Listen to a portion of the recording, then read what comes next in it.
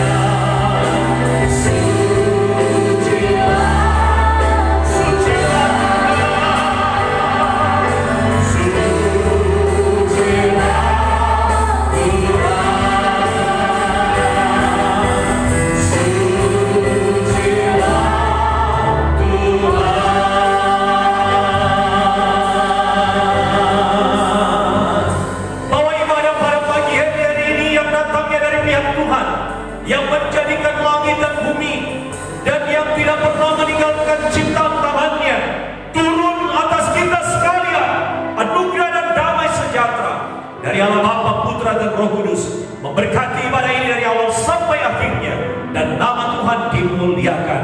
Haleluya, haleluya, amin. Disilakan duduk.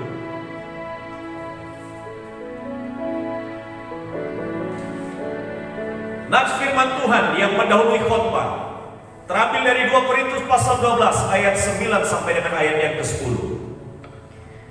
Tetapi jawab Tuhan kepadaku, cukuplah kasih karuniaku bagimu, sebab justru dalam kelemahanlah kuasaku menjadi sempurna. Sebab itu terlebih suka aku bermegah atas kelemahanku, supaya kuasa Kristus turun menaungi aku. Karena itu aku senang dan rela di dalam kelemahan, di dalam siksaan, di dalam kesukaran, di dalam penganiayaan dan kesesakan oleh karena Kristus. Sebab jika aku lemah, maka aku kuat. Haleluya.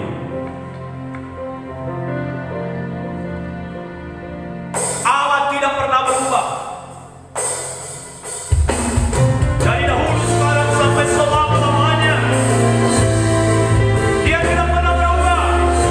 Pujilah namanya.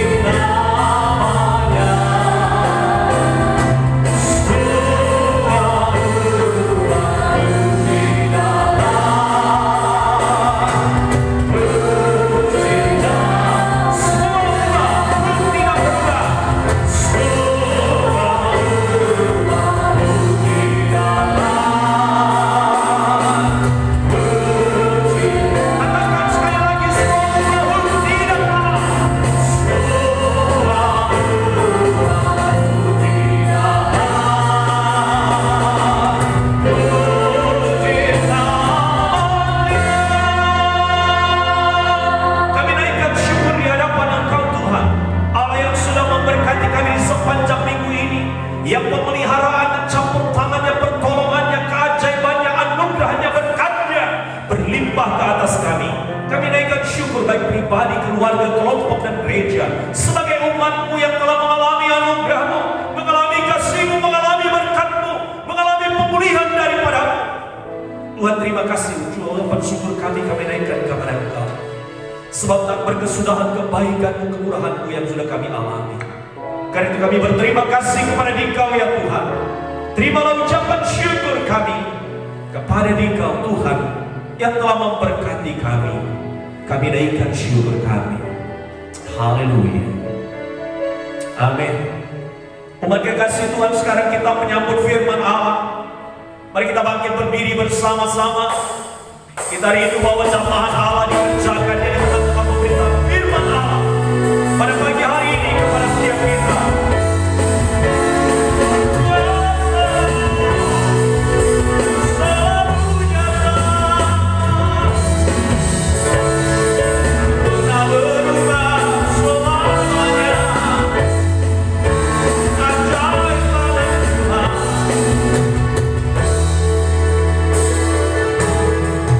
Kuasa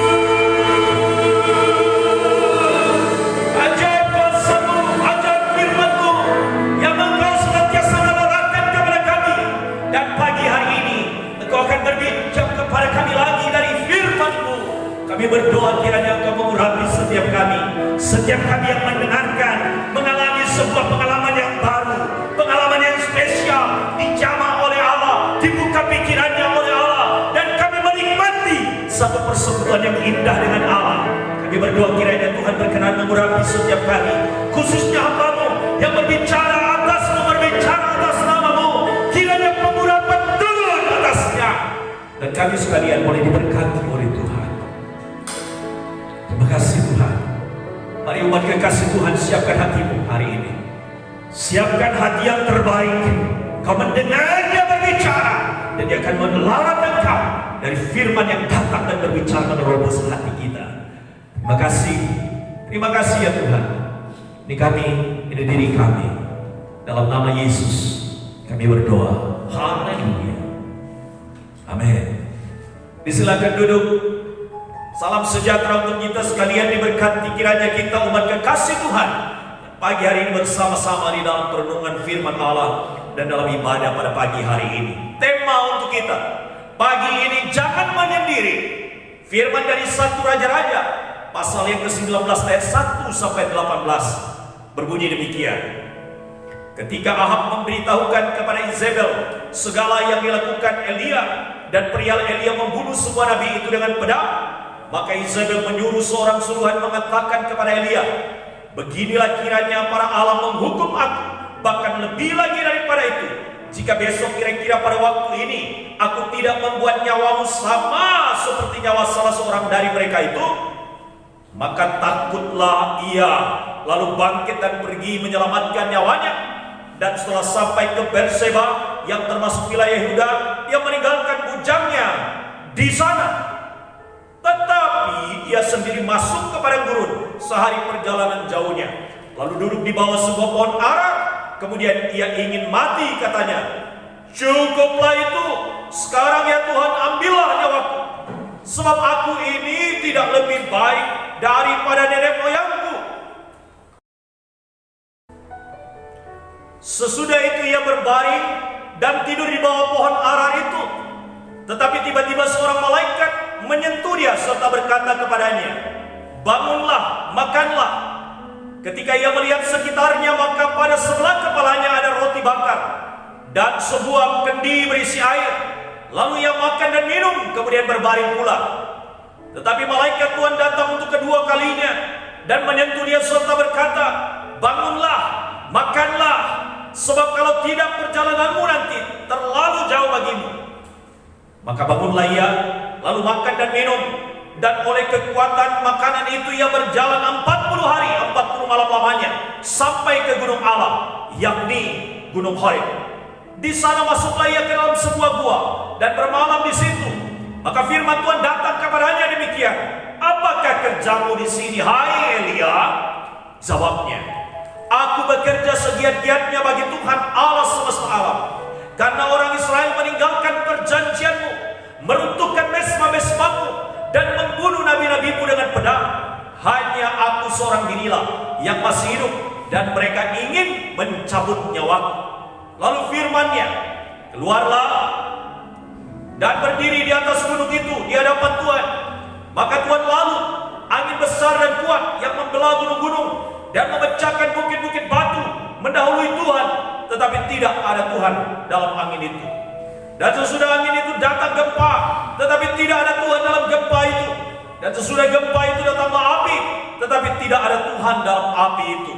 Dan sesudah api itu datanglah bunyi angin sepoi-sepoi basah. Segera sesudah Elia mendengarnya, ia menyelubungi mukanya dengan jubahnya, lalu pergi keluar dan berdiri di pintu gua itu. Maka datanglah suara kepadanya yang berbunyi, apakah kerjamu di sini, hai Elia? Jawabnya, aku bekerja segiat-giatnya bagi Tuhan Allah semesta alam, karena orang-orang Israel meninggalkan perjanjian, meruntuhkan mesbah-mesbahmu, dan membunuh nabi-nabimu dengan pedang. Hanya aku seorang dirilah yang masih hidup, dan mereka ingin mencabut nyawaku. Firman Tuhan kepadanya, pergilah, kembalilah ke jalanmu melalui padang gurun ke Damsyik, dan setelah engkau sampai, engkau harus mengurapi Hazael menjadi raja atas Aram. Juga Yehu, cucu Nimsi, haruslah kau urapi menjadi raja atas Israel, dan Elisa bin Safat dari Abel Mehola harus kau urapi menjadi nabi menggantikan engkau. Maka siapa yang terluput daripada Hazael akan dibunuh oleh Yehu, dan siapa yang terluput daripada Yehu akan dibunuh oleh Elisa.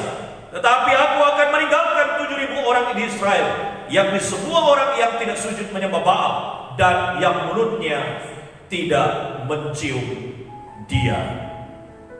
Haleluya. Bapak Ibu Saudara, tema kita pagi hari ini, jangan menyendiri. Dalam menghadapi persoalan hidup atau tekanan hidup, ada orang yang mudah berbagi tekanan dan persoalannya tersebut kepada orang lain. Tetapi tidak sedikit orang yang tertekan hidupnya lalu menyendiri, menanggungnya sendiri, padahal itu tidak selalu baik untuknya. Orang di sekitar kita masih ada yang dapat dipercaya.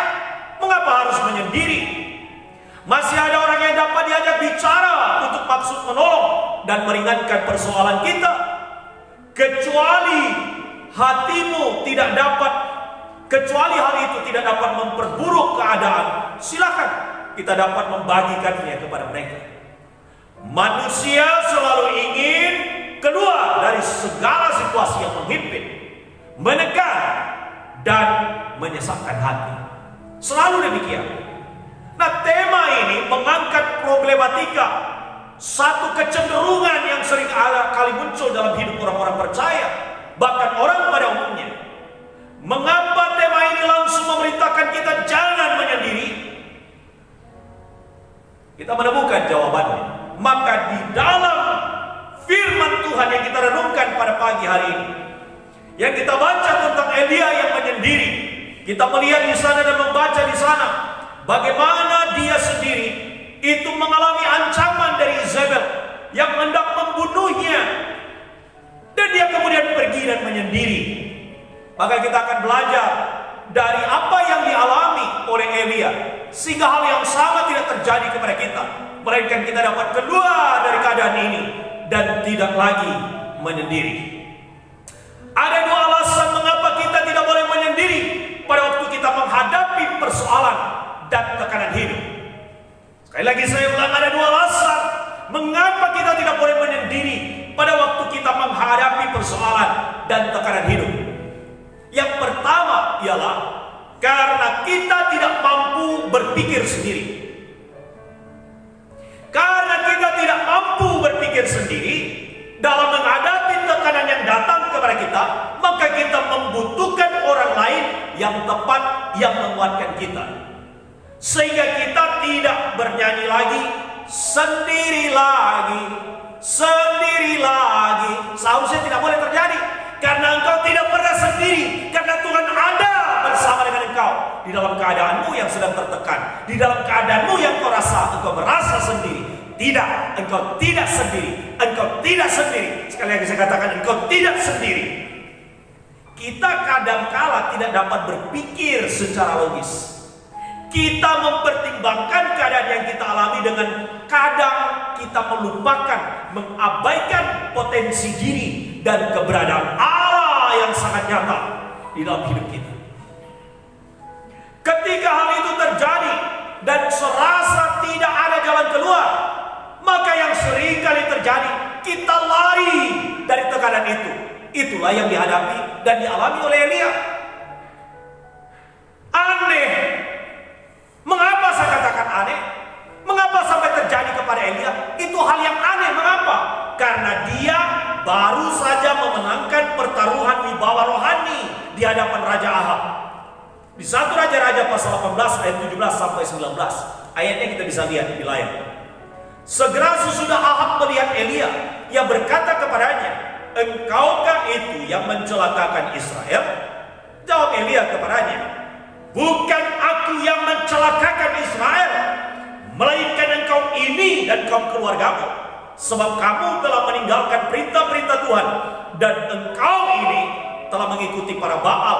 Sebab itu suruhlah mengumpulkan seluruh Israel ke Gunung Karmel, juga nabi-nabi Baal yang 450 orang itu, dan nabi-nabi Asyera yang 400 itu, yang mendapat makan dari meja istana Izebel. Bukan hanya itu saja, dia bukan hanya memenangkan wibawa rohani, tapi dia baru saja menunjukkan keberaniannya untuk berbicara kepada umat Israel secara benar bahwa mereka telah sesat dalam penyembahan mereka. 1 Raja-Raja pasal 18 ayat 21 sampai ayat yang ke-22. Kita lihat sekali lagi di layar. Lalu Elia mendekati seluruh rakyat itu dan berkata, "Berapa lama lagi kamu berlaku timpang dan bercabang hati? Kalau Tuhan itu Allah, ikutilah dia, dan kalau Baal, ikutilah dia." Tapi rakyat itu tidak menjawabnya sepatah kata pun. Lalu ia berkata kepada rakyat itu, "Hanya aku seorang diri yang tinggal sebagai nabi Tuhan. Padahal nabi-nabi Baal itu ada 450 orang banyaknya." Bukan hanya dia memenangkan semua wibawa rohani, dan bukan hanya dia baru saja menunjukkan keberaniannya untuk dapat mengatakan apa yang salah di hadapan umat Israel, tapi dia Elia juga baru bertaruh iman di hadapan para penyembah berhala, yaitu di hadapan daripada Raja Ahab dan nabi-nabinya serta seluruh rakyat Israel yang mengikuti penyembahan berhala, dan ia memenangkannya. 1 Raja-Raja pasal 18 ayat 18 sampai 19. Kita lihat lagi di layar. Jawab Elia kepadanya, "Bukan aku yang mencelakakan Israel, melainkan engkau ini dan kaum keluargamu, sebab kamu telah meninggalkan perintah-perintah Tuhan, dan engkau ini telah mengikuti para Baal. Sebab itu suruhlah mengumpulkan seluruh Israel ke Gunung Karmel, juga nabi-nabi Baal yang 450 orang itu, dan nabi-nabi Asyera yang 400 itu, yang mendapat makan dari meja Izebel. Dan puncaknya ialah dia baru saja membuktikan kehebatan Allahnya yang membakar habis daging persembahan yang dipersembahkannya, sekalipun daging itu disiram dengan air. Sedangkan para Baal, mereka sepanjang hari bahkan menyayat-nyayat tubuhnya, memanggil daripada Baal yang disembahnya. Dan Elia mengejek mereka, "Berteriaklah sekeras-kerasnya, mungkin Allahmu yang sedang engkau sembah dalam keadaan masih tertidur." Dan sepanjang hari yang terjadi, tidak ada jawaban, tidak ada api yang membakar daging yang dipersembahkan oleh para Baal, para penyembah-penyembah Baal tersebut. Tapi ketika Elia tampil, dia mengatakan begini di hadapan Allah, "Aku akan menyatakan bahwa sesungguhnya Allah akan membakar habis persembahan yang aku persembahkan." Lalu disiapkan persembahan, lalu persembahan korban disiapkan, dan kemudian yang berdoa, dan yang terjadi ialah bahwa Allah menurunkan api membakar habis daging yang dipersembahkan oleh Elia. Bukankah ini sebuah pertontonan iman yang luar biasa? Yang dia tantang adalah orang-orang yang kehendaknya mau dipaksakan untuk menyembah Baal. Tetapi Elia menunjukkan bahwa sekalipun dia sendiri, tapi karena Allah yang bersama dengan dia adalah Allah yang luar biasa, Allah yang nyata, membuktikan kepada para Baal yang orang-orang penyembah Baal itu bahwa Allahnya Daniel adalah Allahnya Elia adalah Allah yang luar biasa, Allah yang dahsyat, Allah yang kuasanya nyata, bukan Allah yang hanya sekedar di bibir, bukan Allah yang mati yang tak dapat menolong. Dia baru saja memenangkan itu. Dan itu kita bisa lihat di dalam 1 Raja-Raja pasal 18 ayat 31 sampai 38. Bapak Ibu Saudara, dikatakan lalu turunlah api Tuhan menyambar habis korban bakaran, kayu, api, batu dan tanah itu, bahkan air yang di dalam parit habis dijilat. Bukan hanya itu saja, ia baru saja membunuh nabi-nabi Baal Izebel, jumlahnya ada 850. Bukankah ini menunjukkan bahwa Elia seorang yang memiliki catatan kemenangan yang sangat gemilang? 1 Raja-Raja pasal 18 ayat 19 dan 40 juga menunjukkan bagaimana dia begitu rupa menyaksikan tentang imannya di hadapan banyak orang. Dan karena itu perhatikan bagaimana dia dengan penuh keberanian lalu menyuruh mengumpulkan seluruh Israel ke Gunung Karmel, juga nabi-nabi Baal yang 450 orang itu, dan nabi-nabi Asyera yang 400 itu yang mendapat makan dari meja Izebel. Kata Elia kepada mereka, tangkaplah nabi-nabi Baal itu, seorang pun dari mereka tidak boleh luput. Setelah ditangkap, Elia membawa mereka ke sungai Kison dan menyembelih mereka di sana. Satu kemenangan yang sangat besar, hanya Elia sendiri. Tetap aneh, setelah kemenangan, setelah wibawa yang luar biasa, setelah dia kemudian berbicara dengan tegas di hadapan Israel, di hadapan daripada Ahab, bahwa jalan yang mereka tempuh adalah jalan yang salah, jalan yang sesat, dan sekarang dia berbicara lagi bahwa nabi-nabi Baal ini tidak punya kuasa, hanya Allah yang disembah yang berkuasa.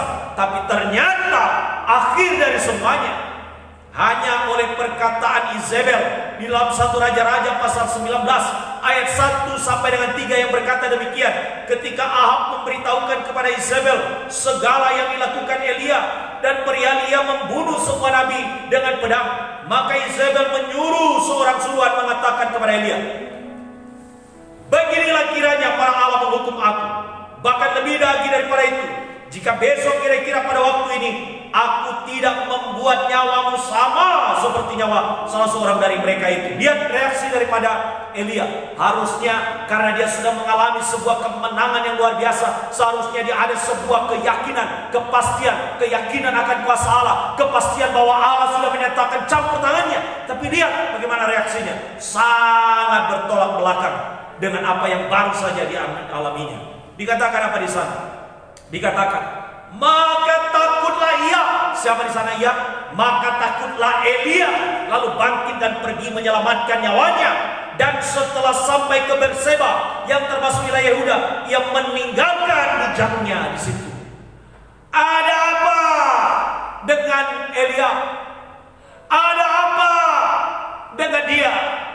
Ada apa dengan Elia?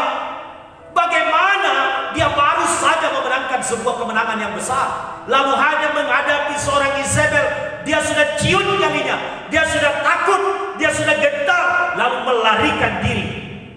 Catat baik-baik, titik kelemahan seseorang bukan pada waktu dia masih dalam pergumulan, tetapi pada saat dia di puncak mengalami kemenangan. Berhati-hatilah ketika kita mengalami kemenangan, ketika kita mengalami keberhasilan. Itu bisa menjadi sebuah kekuatan, tapi bisa menjadi titik di mana kita kemudian drop dan turun. Mengapa? Kita merasa kita sudah menang, tidak perlu berjuang lagi, tidak perlu ada perjuangan yang lebih lagi, tidak perlu lagi mengandalkan Allah, tidak perlu lagi meyakinkan diri bahwa Allah ada bersama dengan kita, tidak perlu lagi kemudian memperjuangkan segala sesuatu. Karena apa? Semuanya sudah tercapai. Berhati-hatilah, saya ulang kalimat saya. Titik kelemahan seseorang bukan pada waktu dia masih mengalami proses pergumulan, tetapi pada saat dia di puncak ketika mengalami kemenangan. Berhati-hatilah ketika semuanya sudah beres, ketika semuanya sudah aman, ketika semuanya sudah enak. Jangan saudara pikir keadaannya aman. Justru itulah hal, kondisi, situasi di mana kita mestinya harus tetap bisa jaga konsistensinya. Kelemahan seseorang bukan pada kekalahannya, tetapi pada kemenangannya. Dia merasa tidak perlu lagi berjuang, dan berjuang untuk menang tidak perlu lagi. Harusnya Elia bisa memenangkan persoalan ancaman Izebel. Izebel bukan apa-apa. Seterusnya dikatakan, tetapi ia sendiri masuk ke padang gurun sehari perjalanan jauhnya, lalu duduk di bawah sebuah pohon ara. Kemudian dia ingin mati, katanya, cukuplah itu, sekarang ya Tuhan, ambillah nyawaku. Kenapa engkau Elia? Ada apa dengan diri kita? Kita seringkali mengalami sama seperti Elia. Kita sudah mengalami kemenangan di waktu-waktu yang lalu. Kita sudah melihat perkara-perkara hebat dikerjakan oleh Allah melalui hidup kita. Kita mengalami mujizat di tengah-tengah keluarga kita. Kita mengalami mujizat di dalam diri kita pribadi. Kita mengalami pertolongan Tuhan secara ajaib. Tetapi mengapa hari-hari ini kita berkata, Tuhan, saya lebih baik mati saja daripada menghadapi keadaan ini? Mengapa? Itu karena kita merasa bahwa pergumulan kita sudah cukup sampai di sini. Sudah tidak perlu lagi berjuang. Kita merasa bahwa perjuangan kita sampai di sini, ingat, perjuangan kita sampai akhir hidup kita.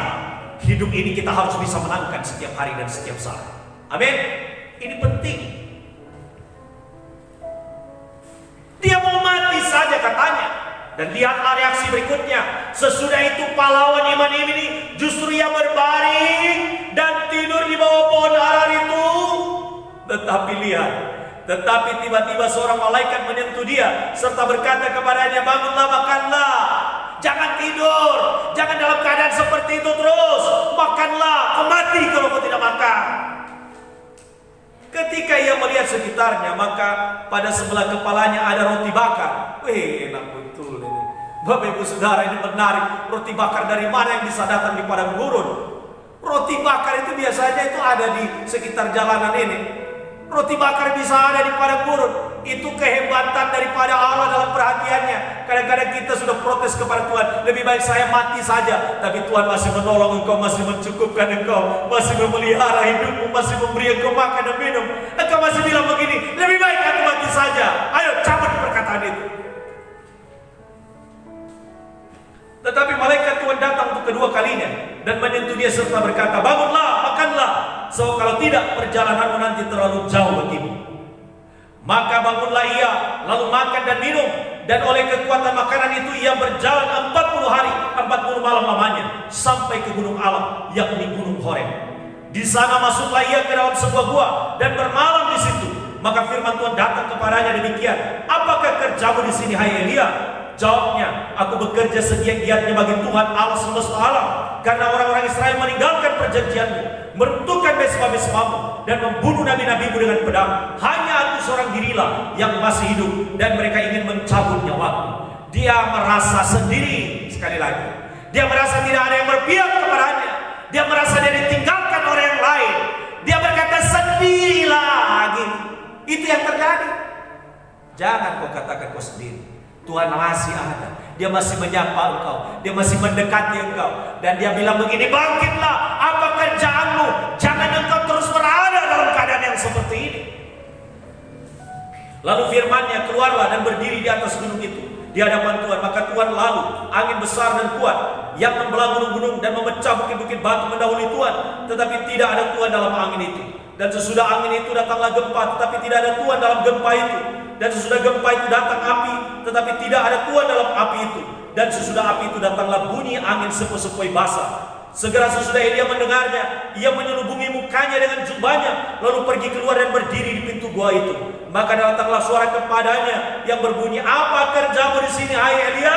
Jawabnya, aku bekerja segiat-giatnya bagi Tuhan Allah semesta alam, karena orang Israel meninggalkan perjanjianmu, meruntuhkan mesbah-mesbahmu, dan membunuh nabi-nabimu dengan pedang. Hanya aku seorang dirilah yang masih hidup, dan mereka ingin mencabut nyawaku. Dia masih belum move on. Berapa banyak yang muda-muda belum move on? Hanya gara-gara putus pacar. Saudara bangkit. Jangan lagi dalam keadaan yang seperti itu. Bangkit kembali. Berapa banyak orang yang putus semangat hanya karena diputus dalam pekerjaan. Bangkit kembali. Berapa banyak orang yang kemudian karena usaha dan pekerjaan yang dirintisnya menjadi gagal. Bangkit kembali karena Allahmu masih ada. Dan bertanya, apa yang kau kerjakan? Jangan engkau berada dalam keadaan yang seperti itu. Bangkit, bangun. Kembali lagi, bersemangat kembali. Keadaan setelah menerima ancaman berkebalikan. Dia menjadi orang yang kehilangan jati diri, kehilangan kepercayaan akan Tuhan. Karena itu, jangan menyendiri. Karena ketika kita menyendiri, kita tidak akan mampu berpikir sendiri. Tapi ketika kita membuka pikiran kita, membuka kesempatan bagi orang yang dapat dipercaya, khususnya kita mempercayai Allah. Dan kita lihat, luar biasa, malaikat Allah melayani dia, Tuhan datang melayani dia. Ini luar biasa sekali. Alasan yang kedua, mengapa kita tidak boleh menyendiri, ialah karena kita memang tidak bisa terus sendiri dan menyendiri. Karena memang kita tidak bisa terus sendiri dan menyendiri. Ketika Elia mengambil keputusan untuk lari dan menyendiri dari ancaman Izebel, justru Tuhan mengutus malaikat mendampinginya. Mari kita lihat ayatnya. Di 1 Raja-Raja pasal 19 ayat 5 sampai 8. Sesudah itu ia berbaring dan tidur di bawah pohon arar itu. Tetapi tiba-tiba seorang malaikat menyentuh dia serta berkata kepadanya, "Bangunlah, makanlah." Kalau dalam omongan misalnya seorang ibu, seorang ayah kepada anaknya, "Le, tanio le, maamo le. Enogu fauso, emanga, bebusi dedel sae."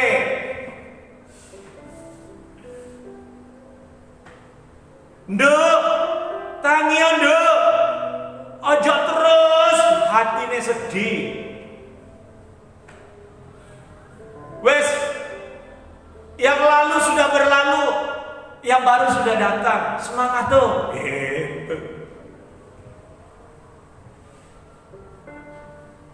Malaikat diutus Allah untuk memberi dia makan.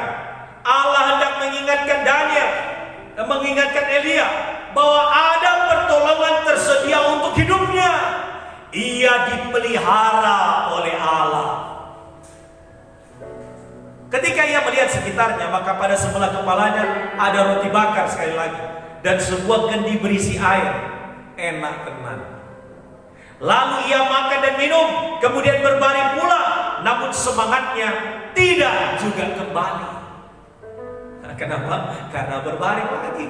Karena dia tetap saja dalam perasaan, dalam situasi hati, dalam keadaan takut dan tidak melihat bagaimana Allah.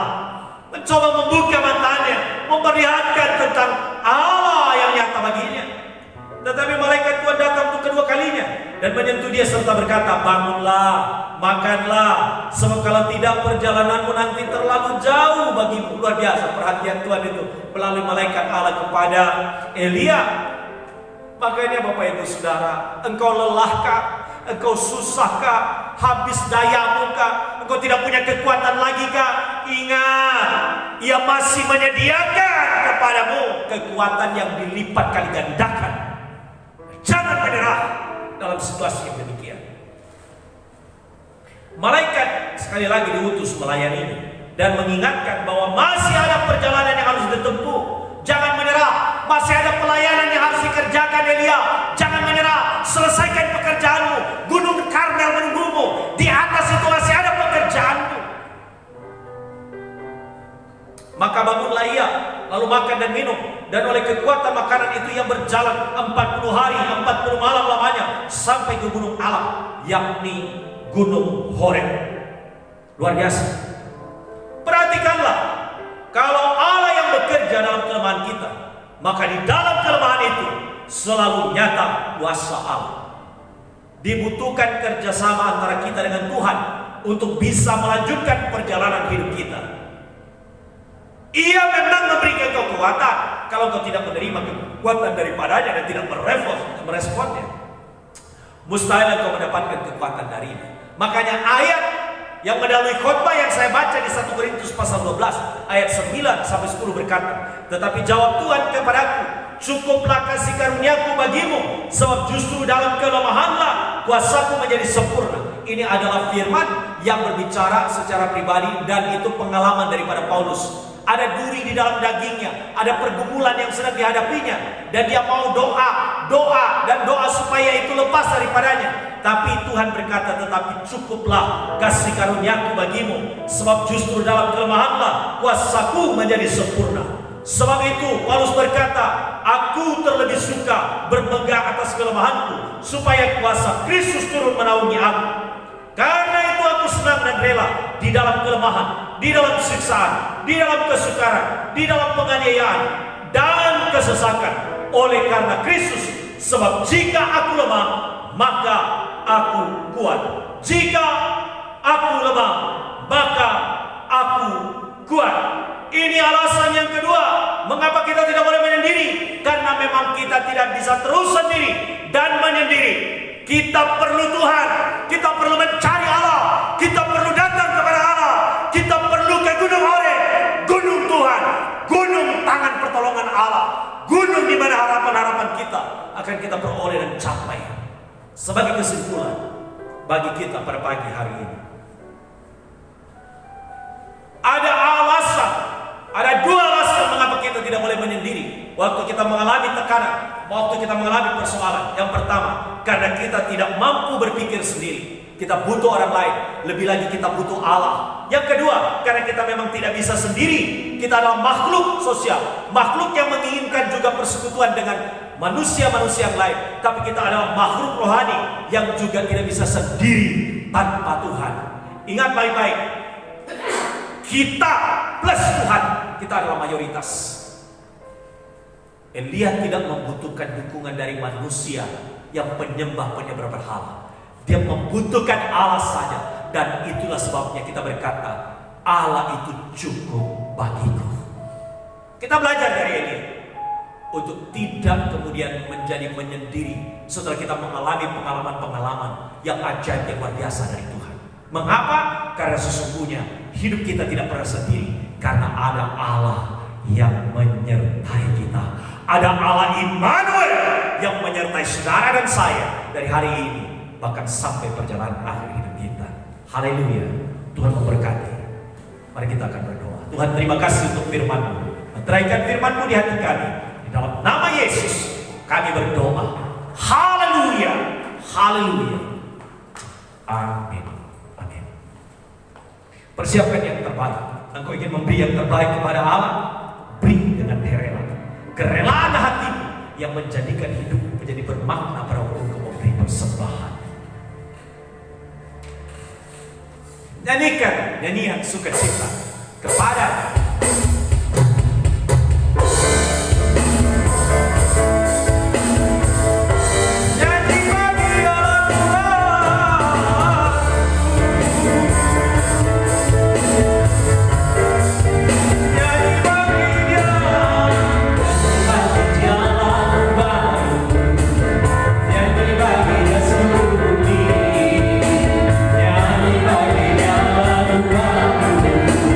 Yeah.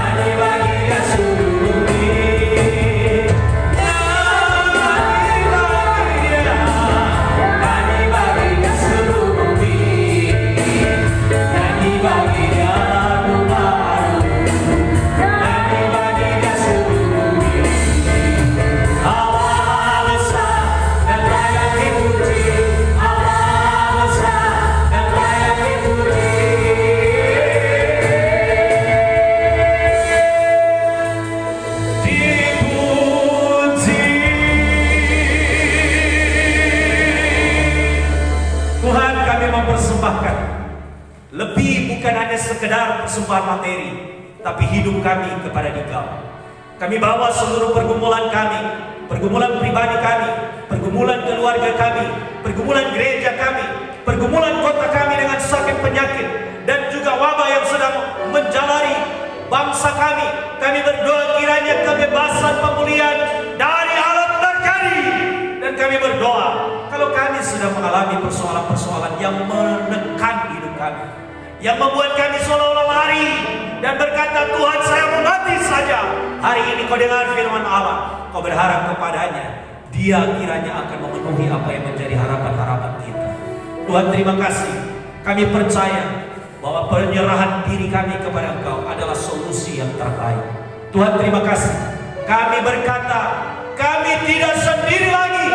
Allah Immanuel menyertai kami. Karena itu kami sanggup dan cakap untuk menghadapi segala persoalan-persoalan hidup kami. Dan kami akan berdiri di atas gunung Horeb, di atas gunung kemenangan, di atas gunung-gunung persoalan kami yang sudah teratasi karena Allah bersama dengan kami. Terima kasih Tuhan, dalam nama Yesus kami berdoa dan menyerahkan doa syafaat kami kepada Engkau. Haleluya. Amin. Saya mengundang kita untuk bangkit berdiri bersama-sama. Kita percaya bahwa sesungguhnya Dia yang jamah hidup kita dan membuatnya menjadi baru, memasuki hari yang baru.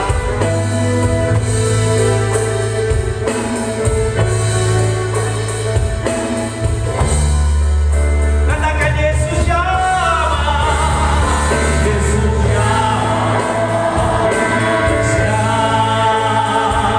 hidup. Bangkit dan angkat tanganmu di hadapan Allah.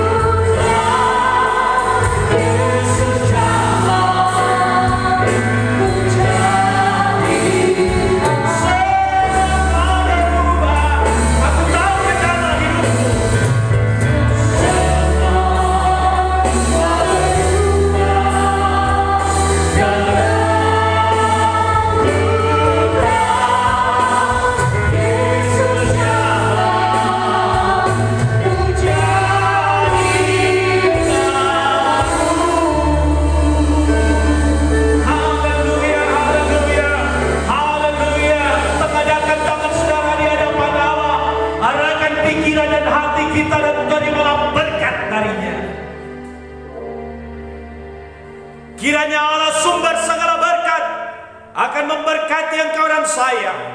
Tuhan memberkati engkau dan melindungi engkau. Tuhan menyinari engkau dengan wajahnya dan memberikan engkau kasih karunia. Tuhan menghadapkan wajahnya kepadamu dan memberi engkau damai sejahtera dari hari ini bahkan sampai selama-lamanya. Haleluya. Amin.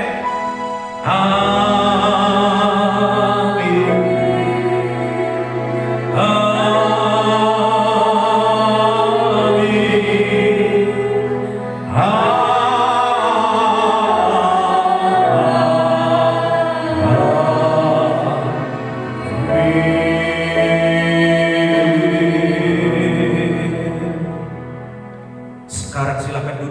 saat teduh, tenangkan hati, ucapkan syukur kepada Allah.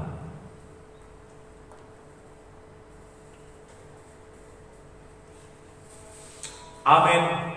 Selamat hari Minggu. Jadilah pemenang. Amin.